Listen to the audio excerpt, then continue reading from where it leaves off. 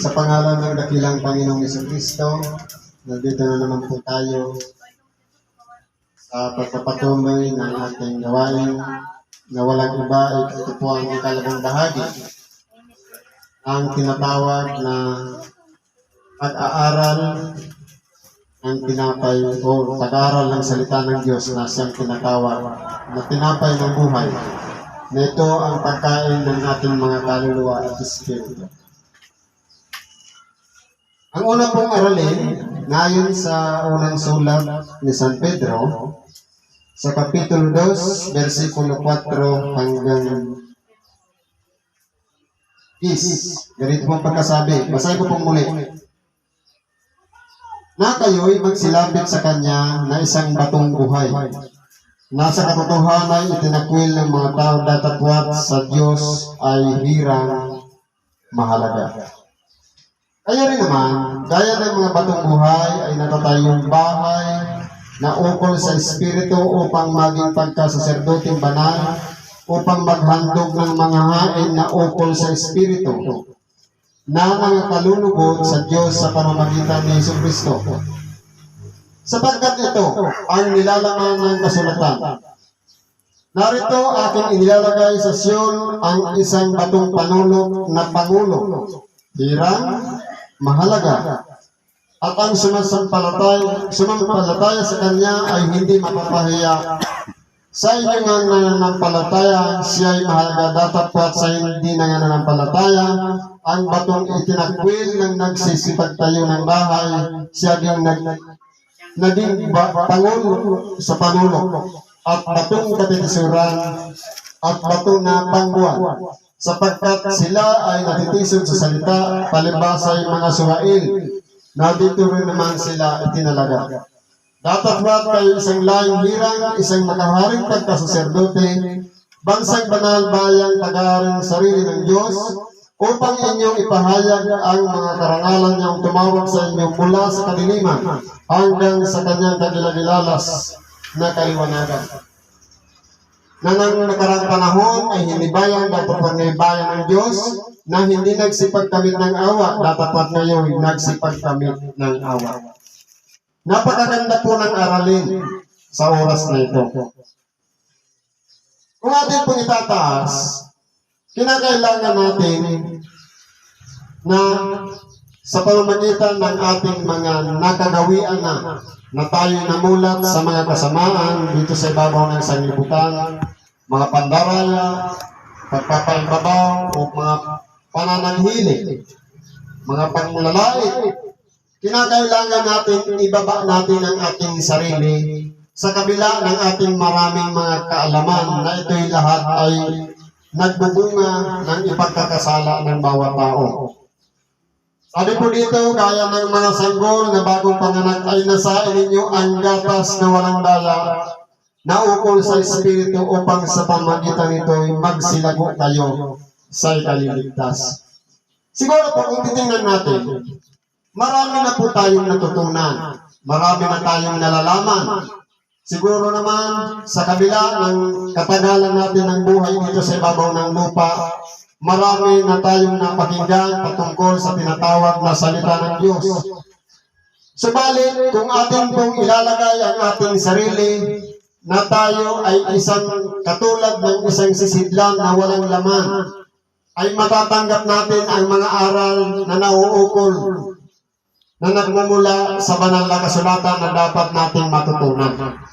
Sapagkat nadala na tayo ng sari-saring mga doktrina, mga aral o turo na ang lahat ng yan ay hindi mapapakinabangan, sapagkat ang lahat ng yan ay nagbubungan lamang ng kaguluhan ng ating mga pag-iisip, na inilalayo tayo na sa halip makilala natin ang tunay na Diyos, na dapat natin sambahin ang nagagawa natin, ang mga bagay na kung ano ang itinuro sa atin, na dapat sanang malaman natin talaga kung ano ang dapat nating matutunan. Na kung ilalagay natin ang ating sarili bilang katulad ng isang sanggol na naghahanap ng kaliwanagan, naghahanap ng turo o aral kung paano pinalalaki ng isang magulang ang isang bata, na kung paano palatanong, palasuri lahat ng bagay kung pagkasasabihin natin mga magulang, ang bata ay napakakulit. Subalit, kung sila po ay ating pinakikinggan at binibigyan natin ng pansin ang kanilang mga pagtatanong, sila po ay nangangailangan din ng tamang kasagutan nang sa ganun sila po ay matuto. Sapagkat sila po ay nasa kalagayan pa lamang na naghahanap ng katotohanan na nagdadagdag pa ng kanilang mga kaalaman. Kaya kung tayo po, bilang tayo ay dating tinawag na hindi bayan ng Diyos, tayo ay tinawag na nabayan ng Diyos, ano po ang dapat natin gawin? Kung maalala natin, sinasabi sa bahagi ng banal na kasulatan na itinatwil ang ating dakilang Panginoon. Subalit siya po, bagamat naging batong katitisuran sa kanila, subalit siya ay naging bato sa panulok. Sa kalagayan niya, ano po ba yung panulok? Naging cornerstone. Naging pundasyon ng pananampalataya ang ating dakilang Panginoon. Sapagkat noong unang panahon, maraming mga humarang sa kanya, mga eskribas, parisiyo, na walang iba, ang ginagawa nila ay hinaharangan nila na hindi dapat malaman ng mga Hudyo, ng mga taong nakapaligid sa ating dakilang Panginoon kung ano ang katotohanan, sapagkat sila'y sinanay nila ng salit-saling sabi ng matatanda na walang iba ang mga doktrina, ang mga aral na nagmumula sa kanilang mga sariling karunungan at hindi nagmumula sa ating mahal na Diyos na walang iba. Ito ang ginagawa ng ating dakilang Panginoon na ipinahahayag niya na walang iba ang tao kinakailangan bigyan ng pansin ang kanyang sarili, sapagkat ang pamumuhay natin dito sa ibabaw ng sanglibutan ay hindi lamang magtatapos ang kamatayan natin o kaya paghihiwalay ng ating katawang laman sa Espiritu, kundi mayroon pa tayong tinatawag na pag-asa doon sa buhay na walang hanggan. Kaya po ano sinasabi dito? Tayo ay maging kagaya ng isang batong buhay, na buhay, gumagana, humihinga, na dapat tayo sa pamamagitan ng ating pananalig, maging tahanan tayo, sana tayo, o ang ating katawang laman, maging tahanan o templo ng Espiritu Santo, na dyan po nananahan sa buhay natin, na sa kabila man ng ating mga kahinaan, na ang ating mga kakayanan ay may hangganan lamang. Hindi natin magawang magsisi, subalit dahil sa kapangyarihan ng Espiritu Santo, nagagawa natin magbalik loob sa Diyos. Bagamat tayo ay nakasanayan natin ang salit-saling mga aral na kung ano-ano ang mga natutunan natin. Subalit dahil sa kapangyarihan ng Espiritu Santo, tayo ay tinuturuan na siyang nananahan sa ating buhay, na ito po ang nagagabay at nagbibigay ng kaliwanagan sa mga aral na hindi pa natin natutunan. Ano pa ang mga yun? Ihandog natin ang ating mga sarili, katulad ng ating dakilang Panginoon na sinasabi, pagkasasirduting banal, na dapat kung paano ng ating dakilang Panginoon, inihandog niya ang kanyang sarili bilang haing buhay. Banal, kinakailangan din ang ating mga sarili sa mga pagtitipon o kaya tinatawag na pagsamba, ilalagay natin ang ating sarili na buhay, nakikisama sa panalangin, nakikisama sa lahat ng mga himno o awitin, at ganoon din nakikisama sa tinatawag na pakikibahagi sa pakikinig ng salita ng Diyos. Na dito po makikita na tayo ay buhay na buhay o kaya aktibo na nakikisama sa gawain. Bilang banal na tayo ay nakapaglinis ng ating mga kalooban, na kinakailangan huwag na ang pagkakasala ang nananahan sa ating mga buhay, kundi tayo ay humingi ng kapatawaran ng ating mga pagkakasala na patuloy natin ginagawa sa pang-araw-araw nating pamumuhay.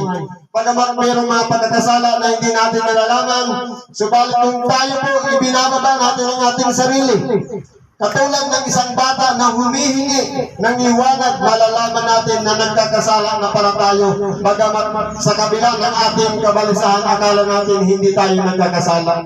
Dahil lamang sa pagsisinungaling, hindi pagsasabi ng katotohanan, nagkakasala na tayo. At lalong-lalo na mas mabigat kung ang isang bagay na alam na natin na masama, sinadya pa natin ang pagkakasala. Sinasabi, Sa ibang bagay ng banal na kasulatan, wala nang natitira pang haing maliban sa naialay na ng ating dakilang Panginoon. Nagpapako na sa krus kung ating pong sinasadya ang ating mga pagkakasala, sinasadya na natin at muli nating ibinibilad sa kahihiyan ng ating dakilang Panginoon. Kaya ano po ang dapat natin gawin? Bilang ang ating katawan ay templo ng tinatawag na Espiritu Santo, dapat mabuhay po tayo sa pamamagitan ng tinatawag na pag-ibig. Sasabihin, ang Diyos ay pag-ibig. Subalit, paano natin maiibig ang ating kapwa? Paano natin maiibig ang Diyos? Unang-una, sinabi nga kanina, ibigin na muna natin ang ating mga sarili. Ibigin natin, bigyan natin ng halaga ang ating mga buhay. Bigyan natin siya ng karapat-dapat na sustansya. Bigyan natin siya ng karapat-dapat na tubig. Bigyan natin siya ng karapat-dapat na pahinga. Bigyan natin siya ng kung ano mga bagay na pangangailangan ng ating katawan sa plot o kaya kasuotan ng sa ganon. Magagawa din natin sa ating kapwa ang tinatawag na pag-ibig na yan. At kapag ginagawa na natin sa ating kapwa ang pag-ibig, masasabi na natin iniibig na natin ang Diyos. Sapagkat paano natin masasabi na iniibig natin ang Diyos na siya'y hindi natin nakikita, bagamat itong ating kapwa na kawangis natin, hindi natin mapakitaan ng tinatawag na pag-ibig. Kaya bilang tayo'y isang batong buhay o natatayong bahay ng Diyos, alalahanin natin mahalaga tayo sa paningin niya. Kaya pag-ingatan natin ang ating sariling buhay. Kinakailangan gawin natin kung ano ang nasa kalooban ng Diyos. Alalahanin natin na tayo ay mahalaga. Katulad din naman ang ating dakilang Panginoon na noong unang panahon. Bagamat marami ang nagtakwil sa Kanya, nagkatapos-tapusan ay siya ipinapako sa krus ng mga matatanda ng bayan, ng mga eskribas, parisiyos, mga sadusiyo, at kung ano-ano pa, pati yung hari, pati yung si Pilato, lahat ng yan ay pinagkaisa ng ating dakilang Panginoon sapagkat siya'y nakakatisod na hindi na ipagpapatuloy ang pangangaral ng mga eskribas, parisiyos patungkol sa kanilang mga salit-saling sabi ng matatanda sapagkat ang ating dakilang Panginoon iminumulat ng tao sa katotohanan na walang iba ang sambahin lamang ang Diyos sa Espiritu, sa pamamagitan ng pananalangin itinuro ng ating dakilang Panginoon. Pero ano po ang ginawa ng mga eskribas sa Parisiyo? Sila po'y nagsama-sama at nangudyukan sa pamamagitan ng kanilang mga sariling pag-iisip na walang iba. Tigilan na ang ginagawa ng ating dakilang Panginoon. Kaya pinagkaisa nila ang ating dakilang Panginoon na ipako sa krus, na ibilad sa kahihiyan sa kabila ng kanyang mga kabutihan, itinuring sa isang salarin bagamat siya'y gumawa lamang ng kabutihan na ayon sa kalooban ng kanyang Ama. Subalit, kinakailangan ang lahat ng bagay ay magkaroon ng pangyayari ng ating dakilang Panginoon sa kabila ng kanyang mga dinanas dito sa ibabaw ng lupa. Kinakailangan ang lahat ay mangyayari. Napagamat siya ay naging batong katitisuran sa mga tao na kapaligid sa kanya, sa mga matatanda ng bayan. Subalit, paglipas ng panahon nang siya ay mabuhay na maguli sa mga patay at nanirahan pa ng 40 araw dito sa ibabaw ng lupa at siya'y umakyat na sa langit, siya ang naging bato sa panulong na siya na po ang ginagawa nating pundasyon ng ating pananampalataya. Na alam natin, bagamat hindi natin nakita ang ginawa lahat ng ating dakilang Panginoon. Subalit mas mapalad tayo. Mas mapalad pa tayo kay Tomas. Na si Tomas, sa kabila ng kanyang lagi niyang kasakasama ng ating dakilang Panginoon, binanggit lang sa kanya na buhay ang Panginoon. Ano po ang sinabi? Hindi ako maniniwala na buhay ang Panginoon hanggat hindi ko makita ang butas sa kanyang mga kamay. At ganoon din maisuot ko ang aking mga daliri sa kanyang pagiliran. Hindi ako maniniwala. Ganyan po ang pamantayan ng mga tao. Tayo po ay naniniwala sa kasabihan yan na sinasabi nga sa English, to see is to believe. Kung anong makita, maniniwala tayo. Subalit kung tayo nananalig bagamat hindi natin nakita ang ating dakilang Panginoon, ang kanyang butas ng kanyang mga kamay, at ganun din ang butas sa kanyang tagiliran, na doon dumulwag ang kanyang dugo. Sa pamamagitan ng dugo ngayon, tayo pinatawad ng ating mga pagkakasala, sapagkat ang dugo ng ating dakilang Panginoon ay walang katumbas na halaga. Mas mapalad po tayo bagamat hindi natin siya nakita, sapagkat ang ating dakilang Panginoon, bagamat lumipas na ang 2,000 taon, tayong lahat ay nagkikisa pa rin. Taon-taon natin ginaganap ang pagsisilibra o kaya tinatawag na pagdiriwang natin ng pagtubos ng ating dakilang Panginoon dito sa ibabaw ng lupa. Kaya po tayo, bilang mga isang silang hira, bilang isang bahay ng Diyos, pag-ingatan po natin ang ating mga sarili. Kung paano nag-umpisa tayo sa pananalig, sa pamamagitan ng pakikinig natin ng salita ng Diyos, magpatuloy lang po tayo. Huwag po tayong magsawa. Hanapin natin ang katotohanan. Napakaraming mga panahon na napag-ingatan natin ang ating buhay na hindi tayo mapahamak. Subalit, mas mahalaga na pag-iingatan natin yung mga aral na napapakinggan natin, ininalagay natin sa ating mga puso, at siya ang nagiging gabay sa ating pang-araw-araw na pamumuhay. Dito po tayo natuturuan na kung paano tayo naghahanap ng katotohanan, masusumpungan po natin siya sa ating mga buhay. Tayo pong lahat, mga tao, lahat tayo naghahanap ng kapanatagan ng ating mga sarili. Subalit, kung hindi natin masusumpungan ang katotohanan, paano natin masasabi na tayo ay nakalaya na? Sapagkat sinasabi rin sa bahagi ng banal na kasulatan, ang katotohanan ang magpapalaya sa inyo. Kaya hanapin natin ang katotohanan. Sinabi ng ating dakilang Panginoon na sinabi rin kanina, ako ang daan, ang katotohanan sa makatuwid. Hanapin natin ang ating dakilang Panginoon, ang kanyang mga aral, ang kanyang turo, ang kanyang pagkakakilanlan sa ating mga buhay. Ano ba ang halaga ng ating dakilang Panginoon sa ating mga sarili? Tayo ba ay naging karapat-dapat sa Kanya o tayo ba ay nagkaroon lang ng bahagi sa bigat ng krus na Kanyang pinasan? Tayo ba ay nakikilala niya o siya lang ang nakikilala natin? Alalahanin natin na tayong mga sumusunod sa Kanya unang-una. Kung tayo nararanasan na natin ang mga iba-ibang mga pagsubok na dumarating sa ating buhay at mga buhay na sa pagkakaalam natin parang hindi pangkaraniwan yung mga pagsubok, ang lahat ng yan may kapahintulutan. Sa makatuwid, kinikilala na ang ating mga sarili. Kinikilala na tayo ng Diyos na ipinahihintulot ang mga pagsubok na dumarating sa ating mga buhay. Kakaiba. Hindi katulad ng mga dati nating dinaranas. Sa makatuwid, kilala natin siya, kilala niya rin tayo, kaya ipinagkakalog tayo sa kalaban para subukin tayo. Laban kung ang ating paninindigan, ang ating pananampalataya ay mahina, katulad ng isang taong nagtayo ng kanyang bahay sa buhaginan. Babagsak at babagsak ang ating tinatawag na pananalig. Subalit kung nakatayo sa ibabaw ng isang bato, walang iba ang batong katitisuran na yan na naging bato sa panulong ang ating dakilang Panginoong Jesucristo. Magiging matibay po ang pagkakatayo ng bahay na yan. Kaya po tayong mga tao, hanapin natin ang ating sarili. Ang ating kayang pananalig, saan kaya nakatayo? Tayo kaya ay nagdadalawang isip pa sa ating dakilang Panginoon? O tayo kaya yung mapalad na bagamat hindi natin siya nakita, subalit tayo nananalig na sa pamamagitan ng mga banal na kasulatan na nagpapatuto na nangyari lahat sa ating dakilang Panginoon. Binasa lang natin at napakinggan natin sa mga nangangaral. Tayo'y naniniwala na at nananalig na ang lahat ng yan ay nangyari. Tunay na mas mapalad tayo kay Tomas, sapagkat tayo ay naniwala bagamat hindi natin siya nakita. Una silayan ng ating mga mata, mapalad po tayo. Kaya po, sino po ba dito ang may mga karamdaman?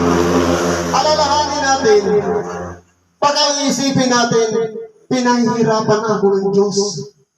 Pero ang katotohanan po niya, ang karamdaman, bahagi lang po yan ng tinatawag na pagmamahal ng Diyos. Bakit po? Katulad ng isang magulang, kapag minamahal niya ang kanyang anak, kapag nagkakamali, pinapalo. Kapag nararamdaman natin ang sakit, sumakit ang ating tuhod, ang ating balakang, ang ating likod, ang ating tiyan, ang ating ngipin, ang ating ulo. Yan ay yung nararanasan nating hambalos o palo ng isang magulang. Sa Espiritu, walang iba ang Diyos nating Ama. Nararamdaman natin at sasabihin natin, pinabayaan ako ng Diyos, pero hindi natin alam. Kaparaanan lamang yan para sumigaw tayo ng Diyos ko. Diyos ko, ako'y isang makasalanan. Kaya po nandito tayo, pinagsama-sama tayo, iba-ibang lugar na pinanggalingan. Pinagsama-sama tayo dito sa isang hamak na isang tolda lamang na kunting hangin lang lilipad na. Bakit tayo nandito? Kalooban po yan ng Diyos. Hindi po yung kalooban ng kahit sino pa man na nandito. Dinala tayo katulad ng isang mga bato sa iba't ibang lugar. At dinala dito. Tayo po yun, yung batong buhay na yan, na nandito, humihinga, naghahanap ng katotohanan na gusto nating matutunan nang sa ganun makilala natin. Na bagamat tayo'y mababa ang ating kalagayan, wala tayong pinag-aralan, wala tayong kaalaman, tayo isang makasalanan, subalit tayo po yung batong buhay na kinakailangan bigyan natin ng pahalaga ang ating mga sarili. Sapagkat kung gagawin, pinahalagahan ng Diyos ang kanyang bugtong na anak sa kabila ng mga tampalasan na siya'y ipinago sa cross. Tayo po yun. Inilalagay din natin ang ating sarili sa walang halaga. Kaya tayo'y ginaawaan lamang o kinahabagan. Kaya tayo dinala ng Panginoong Diyos dito sa lugar na ito upang tayo pagsama-samahin, pag-isahin nang sa ganun mapakinggan natin ang kanyang mga aral at luwalhatiin natin ang Diyos sa pamamagitan ng ating ding mga sarili na ipinakikita natin na tayo isang makasalanan, tayo sa pamamagitan ng pakikinig natin ng salita ng Diyos nalilinis ang ating mga kalooban at tayo napapatawad ang ating mga pagkakasala. Tayo ay ito na po yung panahon na magbukas ang ating mga kaisipan. Buksan natin ang ating mga pag-iisip. Magpanimula tayo muli. Baguhin na natin ang ating mga buhay. Kung dati ginagawa natin magsinungaling, huwag na tayo ngayon magsinungaling. Kung dati tayo magnanakaw, huwag na tayo ngayon magnakaw. Kung ano-ano ang ating mga ginagawa, gawin na natin kung ano ang napakinggan natin. Bakit po? Sa pagkakilala natin sa ating dakilang Panginoon at sa Diyos na makapangyarihan sa lahat. Itong aral na ito, sinasabi, hindi ko na isusulat ang mga kautusan sa tapyas na bato. Ilalagay ko na sa inyong mga puso na ito na po ang pupasok sa ating mga tainga dito sa ating mga puso. Walang iba ang tinatawag na pag-ibig. Kaya nga sinasabi, ibigin natin ang Diyos una sa lahat. Pagdilat pa lang natin ang ating mga mata, magpasalamat na sa Diyos. Ipinapakita na natin sa ating mga sarili na mas mahalaga siya sa lahat ng bagay.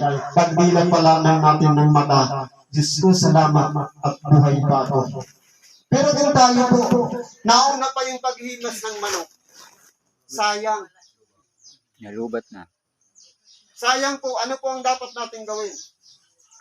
Kinakailangan po, tayong mga tao, bagamat tayo dito sa ibabaw ng lupa, maraming mga kabalisahan, maraming mga bagay na nakakasagabal.